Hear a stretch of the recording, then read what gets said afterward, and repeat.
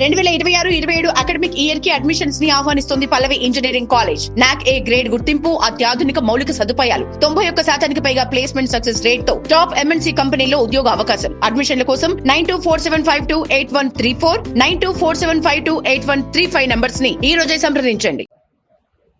50% సీట్లు తెలంగాణ ప్రజలు మోడీ గారి మీద నమ్మకంతో, విశ్వాసంతో భారతీయ జనతా పార్టీని ఆదరించి మరి మద్దతు పలికిన విషయం మనకందరికీ తెలుసు. పార్లమెంట్ ఎన్నికల తర్వాత జరిగినటువంటి ఎమ్మెల్సీ ఎన్నికల్లో కూడా మా యొక్క మల్కా కుమరయ్య గారు, అంజిరెడ్డి గారు 2 ఎమ్మెల్సీ స్థానాలు కూడా భారతీయ జనతా పార్టీకి అండగా తెలంగాణ ప్రజలు ఇచ్చిన విషయం మనం చేస్తాం. ఆ తర్వాత మోడీ గారు మరి 10వ తేదీ తెలంగాణకు వస్తా ఉన్నారు. ఈ పరేడ్ గ్రౌండ్లో బహిరంగ సభ ఏర్పాటు చేశాము. అంతకు ముందే వారు హెచ్ఐసిసిలో జరిగేటువంటి ప్రభుత్వ కార్యక్రమంలో మరి సుమారు 9,000 పైన ఉన్నటువంటి అనేక రకాల అభివృద్ధి కార్యక్రమాలు, అది జహీరాబాద్ ఇండస్ట్రియల్ పార్క్ కానీ, వరంగల్లో ప్రధానమంత్రి మెగా టెక్స్టైల్ పార్క్ కానీ, జాతీయ రహదారులు, రైల్వే నెట్వర్క్, అదేవిధంగా హైదరాబాద్కు పెట్రోలియం సంబంధించినటువంటి పైప్ లైన్, ఈ రకంగా కొన్ని జాతికి అంకితం చేయడము, కొన్ని భూమి పూజ చేయడము వర్చువల్గా హెచ్ఐసిసి నుంచి వారు నిర్వహిస్తారు. మనకందరికీ తెలుసు, నరేంద్ర మోడీ గారి నేతృత్వంలో గత 12 సంవత్సరాలుగా తెలంగాణ రాష్ట్ర అభివృద్ధికి ఎంతో అంకిత భావంతో, చిత్తశుద్ధితో పనిచేస్తా ఉన్నాం. ముఖ్యంగా సుమారు 12 లక్షల కోట్ల రూపాయలు తెలంగాణ అభివృద్ధి కోసం మరి సహకారం అందించింది కేంద్ర ప్రభుత్వం. అది సంక్షేమ పథకాలు కావచ్చు, కేంద్ర ప్రభుత్వ పథకాలు కావచ్చు, రాష్ట్ర ప్రభుత్వ పథకంలో భాగస్వాములు కావచ్చు, లేక అనేక కొత్త సంస్థలు ప్రారంభించడం కావచ్చు. ఈరోజు 12 లక్షల కోట్లకు పైగా తెలంగాణ రాష్ట్రానికి ప్రధానమంత్రి గారి నేతృత్వంలో కేంద్ర ప్రభుత్వము అండగా నిలబడిన విషయాన్ని ఈ సందర్భంగా మనం చేస్తున్నాం. అంతేకాకుండా ఈరోజు మనం జాతీయ రహదారులు తీసుకుంటే, స్వాతంత్రం వచ్చినప్పటి నుంచి నరేంద్ర మోడీ గారు ప్రధానమంత్రి అయ్యేంత వరకు 2,400 కిలోమీటర్ల జాతీయ రహదారులు ఉండేది. ఈ 11 సంవత్సరాలలో కాలంలో అభివృద్ధి చేస్తా ఉన్నారు. రామగుండం ఫెర్టిలైజర్ పరిశ్రమ కానీ, లేక విద్యుత్ ఉత్పత్తికి సంబంధించినటువంటి ఎన్టీపీసీ ప్రాజెక్టులు కానీ, రైల్ మ్యానుఫ్యాక్చరింగ్ యూనిట్ కానీ, సమ్మక్క సారక్క విశ్వవిద్యాలయం కానీ, అనేక ఇతర సంస్థలు కూడా ఈరోజు తెలంగాణలో ఏర్పాటు జరుగుతున్న విషయాన్ని ఈ సందర్భంగా మనం చేస్తున్నాం. ఈ 10వ తేదీ జరిగేటువంటి కార్యక్రమము ఒక ఫేజ్ మాత్రమే.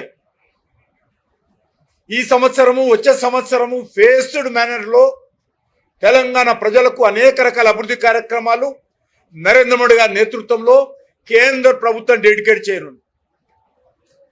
వేల కోట్ల రూపాయల ప్రాజెక్టులు జరుగుతూ ఉన్నాయి. ఇంకా కొన్ని పైప్ లైన్లో కూడా ఉన్నాయి. ఇంతకుముందు పెద్దలు చెప్పినట్టు ప్రతి ఒక్కొక్క ప్రాజెక్టు విషయంలో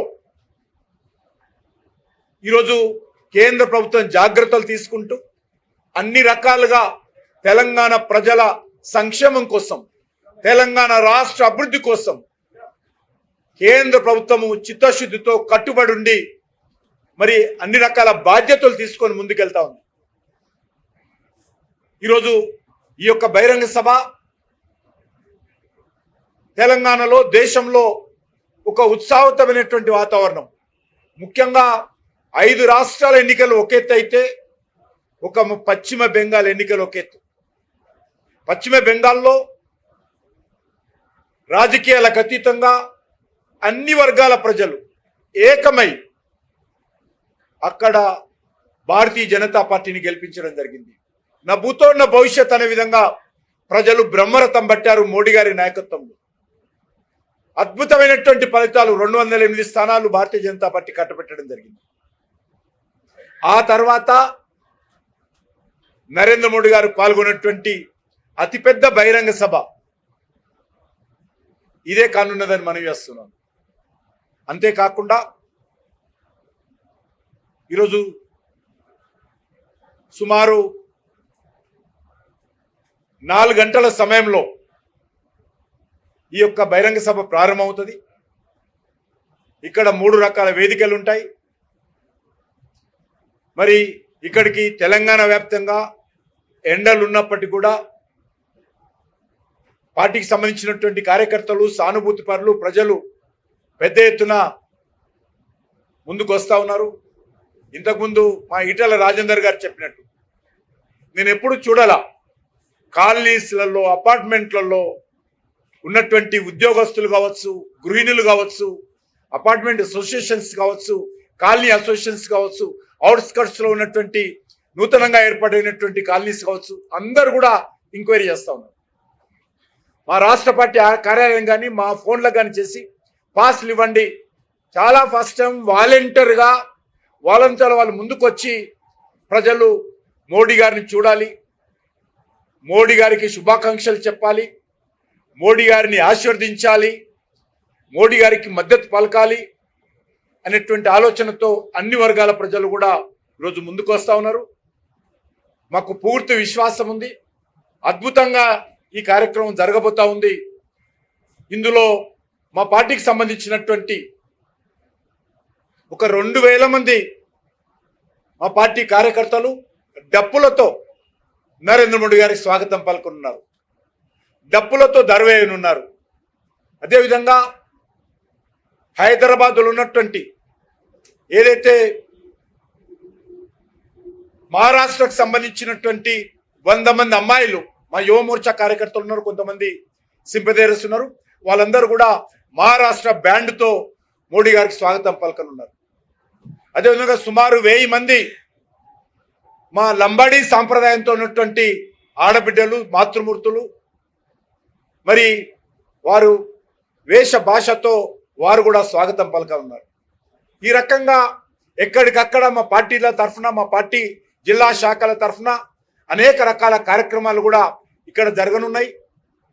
మా పార్టీకి సంబంధించినటువంటి కల్చర్ విభాగము 40 మంది కళాకారులతో పాటలు ప్రాక్టీస్ చేస్తూ ఉన్నారు. మరి ఒక 4 స్పెషల్ ట్రైన్స్ మేము రన్ చేస్తూ ఉన్నాము. ఒకటి గద్వాల నుంచి, ఒకటి సిర్పూర్ కాగజ్నగర్ నుంచి, ఒకటి మంచిర్యాల నుంచి, ఒకటి ఖమ్మం నుంచి. అవి కూడా 4 స్పెషల్ ట్రైన్స్ ఇక్కడికి వస్తాయి. ఎక్కడికక్కడ మా పార్టీ కార్యకర్తలు స్థానికంగా ఉన్నటువంటి వసతులకు అనుకూలంగా